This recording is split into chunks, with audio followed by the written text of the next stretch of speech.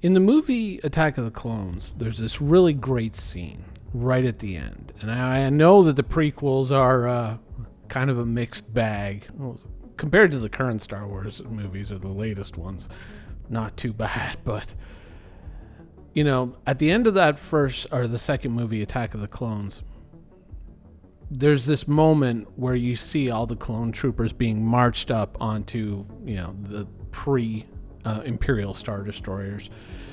I'm sure that someone's out there going nuts, going, no, it's this class of ship or it's that. And at some point, I probably knew what it was called, but I've since forgotten. But during that scene, all the clone troopers are marching up these ramps into these ships. And you see the one guy just kind of pounding his hand into, you know, the railing because he's just like, everything is just getting swept away and things are just going bananas. And obviously, knowing what we know, for very not good reasons. And that's kind of how I feel around the Fury. I mean, it's necessary. It's something that obviously fills a gap that we need, but is it a good idea? And that's what I find myself really struggling with, because obviously we've seen the Q&A, we've seen the data, we've seen the video that CIG themselves have put out where you see an Idris and the front of the Idris opens up and just a swarm of bees pours out of it. But that's not just the Idris that we're talking about here. The Kraken, the Javelin, any ship, and then they're showing the Carrack. And you're going like, well, it's only 4 in the launch bay. Yeah, but how many in the cargo bay? And you start looking at ships like the Caterpillar and similar, and you realize, you know, there's a lot of people out there who are saying that, oh, it's not that great of a fighter. It's not that good of a fighter. And compared to the Gladius in this regard or that regard, the Gladius is actually better. Or the Arrow is actually a little bit better here. And individually, that might be true, but how many ships out there carry multiples of these things? And not only those ships that they carry, but the ship itself, which has turrets often. This is really enormous, because on the one hand, you're getting your TIE fighter, which is another kind of tie-in to the Star Wars metaphor, but you're also seeing like a huge sea change now. Like this is no longer theoretical. This is no longer possible. This is it. This is here. You're seeing people in the community, and yes, I did see the post of the guy who bought 4 12 packs, and I went, oh, okay. But at the same time, as crazy as that sounds, if you own large ships, if you own an Idris, if you own anything like a Kraken, I can't fault it. And that's the thing, is it's so crazy, but at the same time, it does make a certain logical sense. If you think about it from the large ship operator's point of view, this fills a huge crack in your defenses. It really does.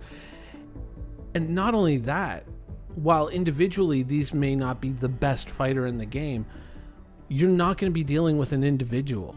You're going to be dealing with a swarm, in some cases 2, 3, 4, 5 more.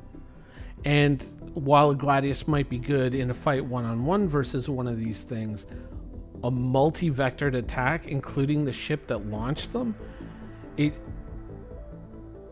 that's a lot to deal with. And I think that, you know, for years we've talked about the deficiencies, particularly in light fighters, but medium fighters, certain ones, have fallen into this category as well as ships that are just not well prepared they're well prepared for Squadron 42, but they're really poor for Star Citizen. And we've talked about these weaknesses, and there's been a lot of active and aggressive denial towards that, even though it has become apparent, and CIG has tacitly admitted it by trying to include cargo capacity on a lot of these ships to allow you to carry different guns and different items and equipment, when it became obviously true that even though people were so adamantly denying it, that yeah, these ships just were not made for a Star Citizen universe, They were made for a Squadron 42 universe, you know, where all the money from this sale is going to go. And that's when you bring this fighter in and you now make so many ships a carrier because it fits not only on a flight pad but on a cargo grid. When you own a large ship, you make it something that a large ship owner is going to want for the protection of their ship or to magnify the combat power of their ship. But not only that, you know, a fighter pilot, this alleviates so many of those restrictions that they had to deal with before. And they don't have to worry about fuel anymore because they have a mothership to carry them around.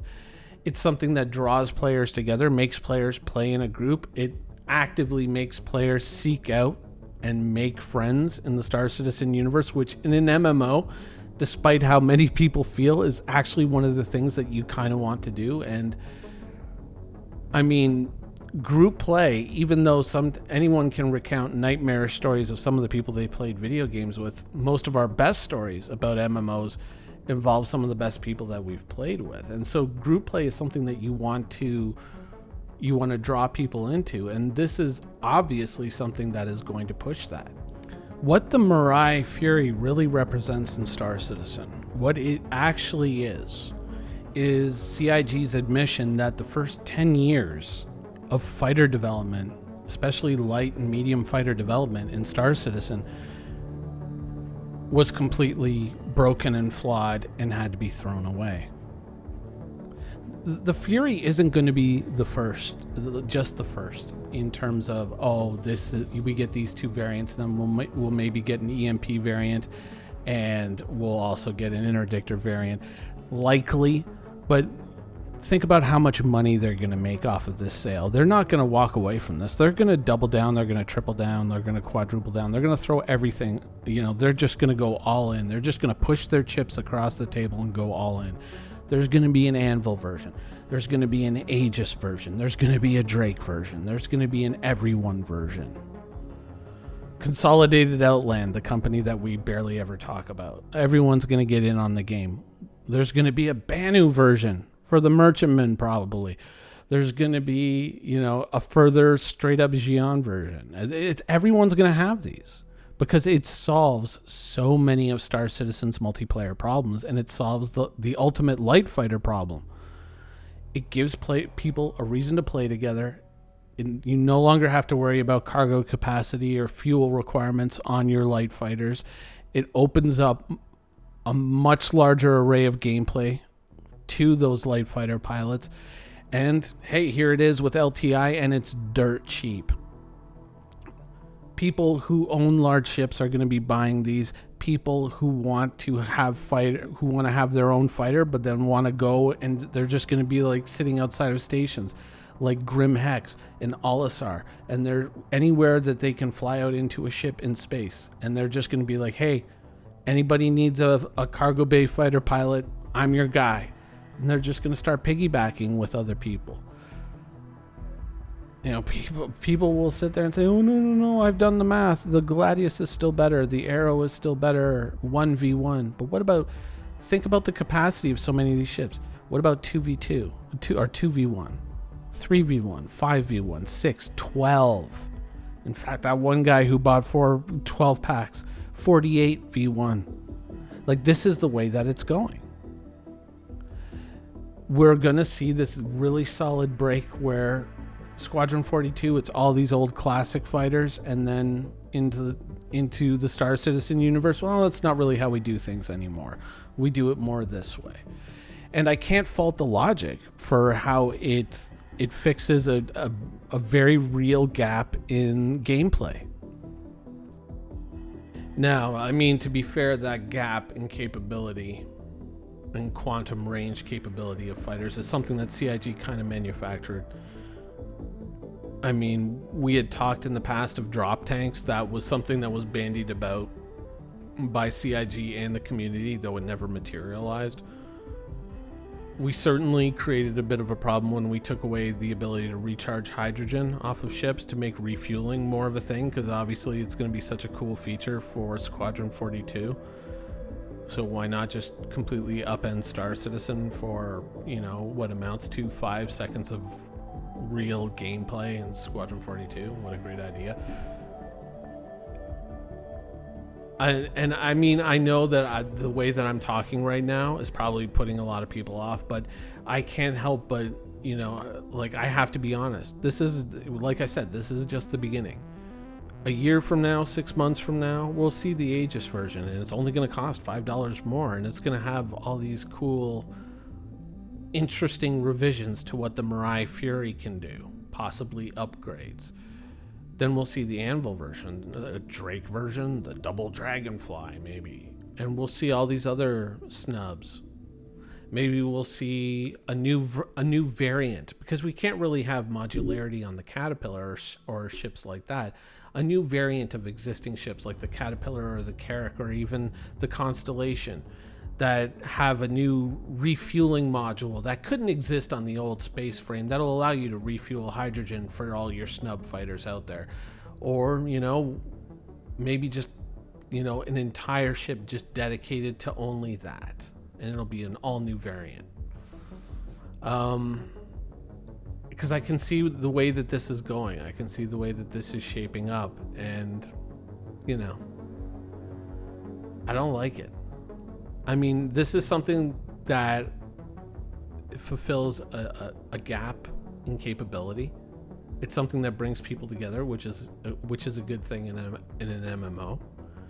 It gives players fun, emphasis on the word fun, interdependencies, which is where, you know, it's those areas of friction where some people might say it's inconvenient, but really that friction is the good kind. It's the kind that really makes for fun gameplay when you're dealing with multiplayer and scenarios where one player just cannot do everything and they need to rely on other players who specialize, and that's always a cool thing. But, you know, knowing what I know of CIG and knowing what I know of their history and having been there for all of it, it still feels dirty to me. And, like, I'm saying this as someone, it's no hardship for me to pick up at least 2 of these things and just shuffle things around, because there are ships that are kind of a little long in the tooth and haven't really panned out. But I still don't feel good about it, right? I should, like, you know, the second you get into the cockpit of this thing, I should just be like, oh my god, this is the cockpit that I've been talking about for years and years and years on this channel, when we would just slam CIG's cockpit design. It's like you're designing for World War II fighters in space, but you want 6 degrees of freedom. Make up your minds. And yet now we finally have that cockpit, and it's awesome. Even if it does have the, you know, the still broken UI. But yeah, it's just knowing the way CIG does things. You know, it doesn't feel good. And I mean, let's be honest, we just took just about every light fighter in Star Citizen and kind of quietly just swept them all into the bin. Thank you for watching. So if you want to keep up with the latest and greatest in Star Citizen and Squadron 42's development, please follow us on our social media channels. See you soon.